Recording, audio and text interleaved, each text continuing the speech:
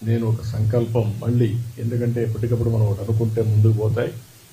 చాలా గ్రామాల్లో టెంపుల్స్ లేవు, వాళ్ళ అవసరం ఉందని చెప్పి ప్రతి ఒక్కరు అడిగే పరిస్థితి వస్తున్నారు. అందుకని ఎట్లయితే ఎన్టీ రామారావు గారు ఆ రోజు అన్నదానం తర్వాత ప్రాణదానం ఈ 2 ట్రస్ట్ని ముందుకు చేసేపోతున్నాయి. మూడోది వెంకటేశ్వర స్వామి ఆలయ నిర్మాణాలకి ఒక ట్రస్ట్ క్రియేట్ చేస్తాం, ఫండ్ క్రియేట్ చేస్తాం. ఎవరన్నా ఇవ్వాలనుకుంటే నేరుగా ఇవ్వచ్చు. శ్రీవాణి నుంచి వచ్చిన డబ్బులు కూడా ఆ ట్రస్ట్లో పెట్టి పగడ్బందీగా మొత్తం టెంపుల్స్ నిర్మాణానికి, ఆ టెంపుల్ మేనేజ్మెంట్కి ఖర్చు పెడతాం.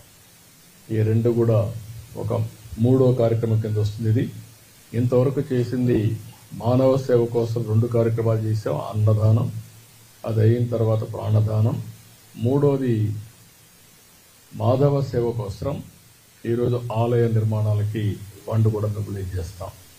ఈ ఫండ్ని ఎక్కడికక్కడ ఇప్పుడు ఉండే డబ్బులు ఖర్చు పెడుతూనే సిస్టమేటిక్గా ఇంకా ఫండ్ రేజ్ చేసి ఆ ఫండ్ అంతా కూడా ఖర్చు పెట్టి ఎక్కడైతే వెంకటేశ్వర స్వామి సేవలు చేయాలనుకున్న ప్రతి ఒక్క వ్యక్తికి ఇది ఉపయోగపడే పరిస్థితి వస్తుంది. శ్రీవారి సేవకులు ఉన్నారు, శ్రీవారి సేవకులను కూడా ఇంకా పగడ్బందీగా తీసుకొస్తాం.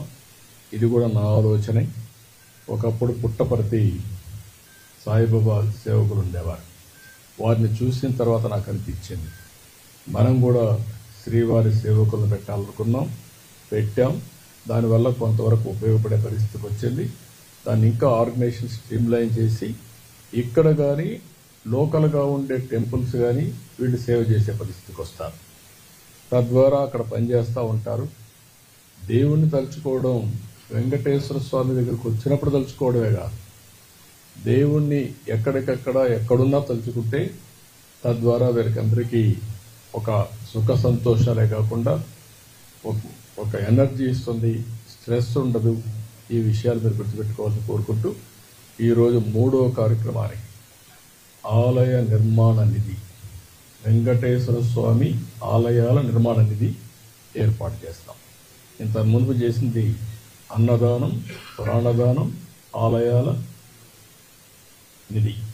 దానం అంటామా, నిధి అంటామా, వాడిచ్చే దీన్ని బట్టి ఆ పేరు కూడా వర్కౌట్ చేయమంటున్నాను.